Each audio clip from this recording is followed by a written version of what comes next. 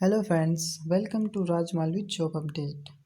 Friends, मैं आपको GK classes के साथ साथ जो न्यू जॉब अपडेट्स होती हैं उनकी इन्फॉर्मेशन भी प्रोवाइड करता हूं। तो जिन भी भाई बहनों ने मेरा चैनल सब्सक्राइब नहीं करा है वो प्लीज़ चैनल को सब्सक्राइब कर लें। तो आज हम पढ़ने जा रहे हैं अंतर्राष्ट्रीय सीमा रेखाएं। तो फ्रेंड्स शुरू करते हैं। ठीक है, आज हम अंतर्राष्ट्रीय सीमा रेखाओं के बारे में पढ़ने वाले वो भी ट्रिक्स हैं। तो पहला है अपना डूरंड रेखा। तो डूरंड रेखा किस किस के बीच है? तो ये अफगानिस्तान और पाकिस्तान के बीच खींची गई रेखा है। अब आप उसको कैसे याद रखोगे कि जो डूरंड रेखा है वो पाकिस्तान और अफगानिस्तान के बीच है? तो क्या आपको ऐसे पकड़ना है? डूरंड का लिखा ना डर, लिखा ना डर, डर कर सकते हो ना, इसको डू को हटा दो और डर।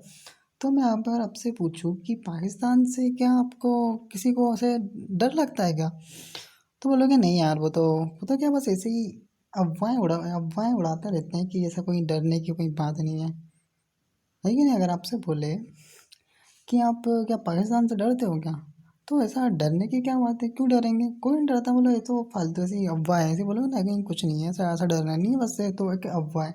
लेकिन अफगानिस्तान को कर सकते हो आप अफवाह। ठीक है, तो आप यहाँ से पकड़ सकते हो कि डूरंड रेखा पाकिस्तान और अफगानिस्तान के बीच की रेखा है। और अब इसके एक्स्ट्रा फैक्ट देख लेते हैं कि ये क्या है कि 2640 किलोमीटर लंबी सीमा रेखा है। ठीक है, डूरंड रेखा है। और ये इस रेखा को कब खींचा था? तो 1893 में इस रेखा को खींचा गया था। और ये किसने खींचा था? ये ये उस टाइम जो ब्रिटेन के विदेश मंत्री थे ना, सर मोर्टिमर डूरंड, इनके नाम पर इस रेखा का नाम डूरंड रेखा रखा गया था। अब नेक्स्ट है अपनी मैकमोहन रेखा। तो ये किस किस के बीच है? तो ये भारत और चीन के बीच में है। अब आप इसे कैसे याद रखोगे कि मैकमोहन रेखा भारत और चीन के बीच में है? तो अगर मैं आपसे पूछूं कि जो मेक का मतलब क्या होता है? मेक का मतलब होता है ना बनाना, कुछ भी चीज़ बनाना, मेक का मतलब बनाना ही होता है ना हिंदी में। तो अगर मैं आपसे पूछूं कि बनाने में ऐसा कौन सा देश है जो एकदम एक्सपर्ट है, जो कुछ भी चीज़ बना सकता है किसी भी चीज़ की, जैसे वेस्टेज है, चीज़ भी हो, कचरा हो, तो उससे भी कुछ ना कुछ बना देगा। तो आप कौन सा देश का नाम याद आएगा? तो आप बोलोगे चीन। तो चाइना ऐसा है ना जो कुछ भी चीज़ बना देता है, जो वेस्ट कचरे से भी कुछ भी बना देता है, कुछ भी चीज़ जो वेस्टेज चीज़ होती है उससे कुछ भी बना देता है। कौन? चाइना। तो चाइना के कॉपी करने में मामले में सबसे ज़्यादा आगे होता है। आप देख लो, महंगे महंगे फ़ोन, आईफोन जैसे फ़ोन की भी कॉपी करके मार्केट में बेच देता है, 5-7 हज़ार में मिल जाते हैं आपको आराम से। तो बस ये अपनी ट्रिक है कि मेक में होने में से उठाना। आपको मेक तो बनाने में कौन सा देश है? तो चाइना। ठीक है, तो यहाँ से आपको हिंट हो जाएगा कि मैकमोहन रेखा किसके बीच है? तो भारत और चाइना, अपना देश तो ही चाइना है, भारत और चाइना के बीच में मैकमोहन रेखा है। अब इसके फैक्ट देख लेते हैं कि ये क्या 700 किलोमीटर लंबी रेखा है। इस रेखा को 1914 में सर मैकमोहन, जो कि ब्रिटेन के थे, इन्होंने भारत चीन सीमा के विवाद को सुलझाने के लिए इस रेखा को तैयार किया था। ठीक है, अब नेक्स्ट है अपनी रेड क्लिफ रेखा। ये रेड क्लिफ रेखा किस किस किस के बीच है? तो ये भारत और ये भी पाकिस्तान के बीच है। ठीक है, भारत और पाकिस्तान के बीच कौन सी है? तो भारत रेड क्लिफ रेखा। ठीक है फ्रेंड्स, तो अब इसको आप कैसे याद रखोगे कि रेड क्लिफ रेखा भारत और पाकिस्तान के बीच है? तो ये भारत तो इसके साथ इंक्लूड रहेगा ही, तो आपको पढ़ना है पाकिस्तान। अब यहाँ पे दिख रहा है ना रेड क्लिफ, तो उसमें से उठा लो रेड। रेड मतलब क्या? लाल होता है ना, रेड का मतलब हिंदी में लाल ही होता है। अब आपको मैं पूछूं कि यार ऐसा कौन सा देश जो अपना पड़ोसी भी है और अगर अपना कुछ होता है तो एकदम गुस्सा हो जाता है, लाल लाल हो जाता है, तो कौन से देश का नाम लोगे आप?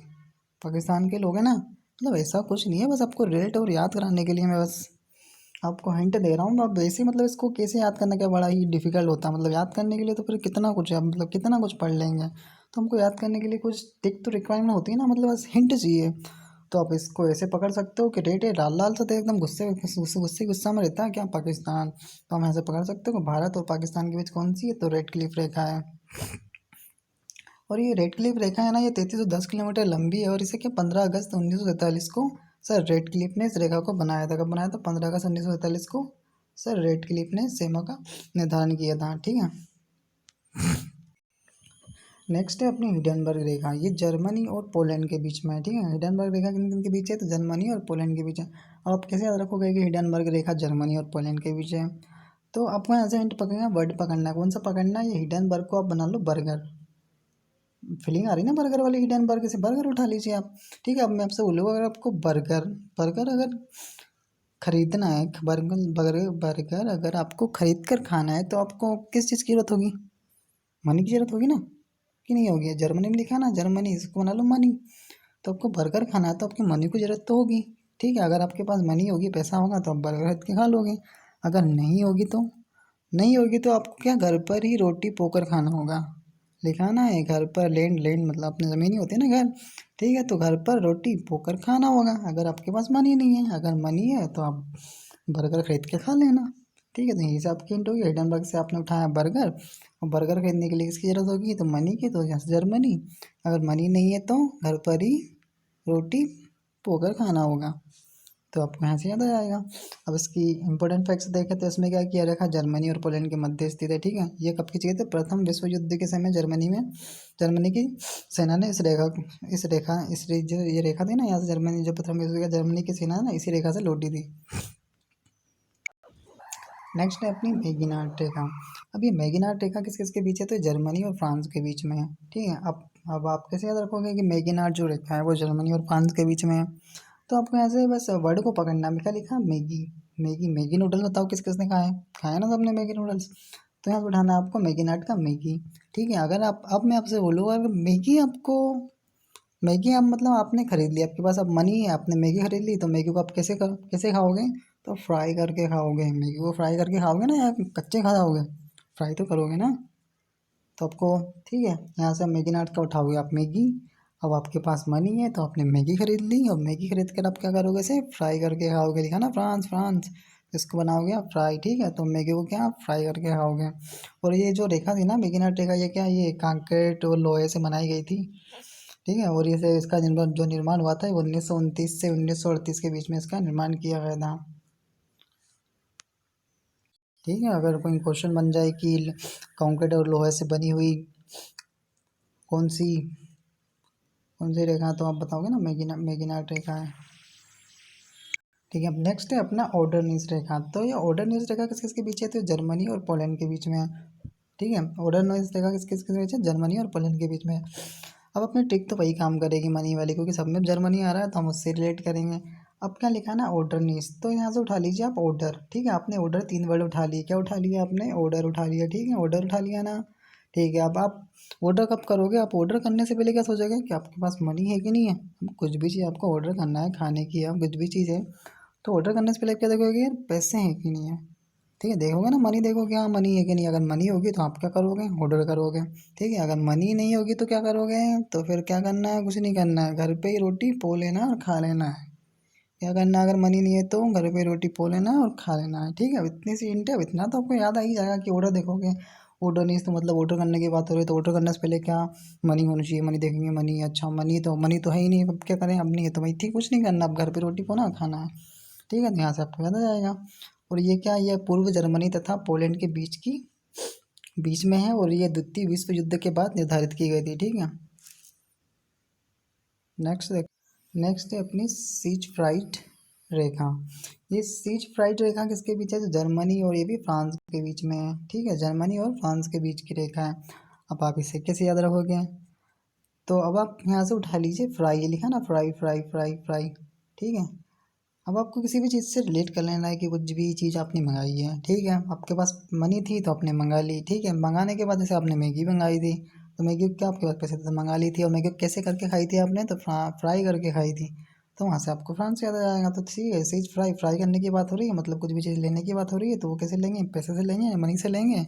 उसके बाद क्या, उसे फ्राई करके खाएंगे। ठीक है, तो इतना आपको इससे ऐसे हिंट ले लेना नहीं है, और आपको याद आ जाएगा कि सीज फ्राइड जो रेखा है वो जर्मनी और फ्रांस के बीच में है। और जो सीज फ्राइड रेखा है ना, इसे जर्मनी ने बनाया था। ठीक है, किसने बनाया था? इसका जर्मनी ने बनाया था। ठीक है, अब नेक्स्ट है अपनी सत्तरी समानांतर रेखा।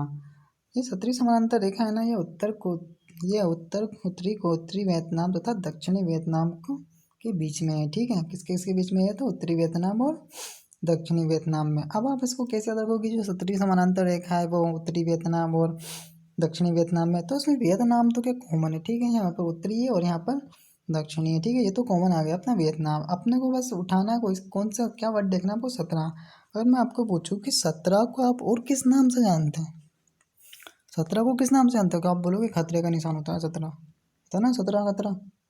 तो बस क्या बोला मैंने कि 17 को आप किस नाम से और जानते हो, यहाँ लिखा ना नाम, वियतनाम का नाम, तो 17 को आप खतरा के नाम से जानते हो। तो बस यहीं से आपको याद आ जाएगा कि 17 मतलब खतरा, क्यों 17 को किस नाम से जानते हैं, तो खतरे के नाम से है, ठीक है। एक अन्य नाम इसका बोलते हैं ना 17 मतलब खतरा। तो बस आपको याद आ जाएगा कि ये वियतनाम के बीच में है, और वियतनाम से आपको इतना तो हिंट वही याद आ ही जाएगा कि उत्तरी वियतनाम और दक्षिणी वियतनाम दोनों वियतनाम है, तो याद आ जाएगा। अब ये क्या, उत्तरी वियतनाम दक्षिणी वियतनाम के बीच की रेखा है, ठीक है। यह वियतनाम के एकीकरण से पहले इस देश को दो भागों में बांटती थी, है जो अपनी सतही समानांतर रेखा है, ठीक है। क्योंकि अब तो वियतनाम क्या संयुक्त राज्य हो गया है ना। अब नेक्स्ट है अपनी 38 की समानांतर रेखा। तो ये 38 की समानांतर रेखा जो है ये उत्तरी कोरिया और दक्षिणी कोरिया को दो भागों में बांटती है। ये दोनों के बीच में उत्तरी कोरिया और दक्षिणी कोरिया, तो इसे तो आप कर ही लीजिए। उत्तरी कोरिया और दक्षिणी कोरिया के बीच में 38 की समानांतर रेखा। नेक्स्ट है अपनी 41, ये क्या डिग्री है, डिग्री ठीक है, डिग्री पता ना कैसा है ये, 141 भी डिग्री, ठीक है।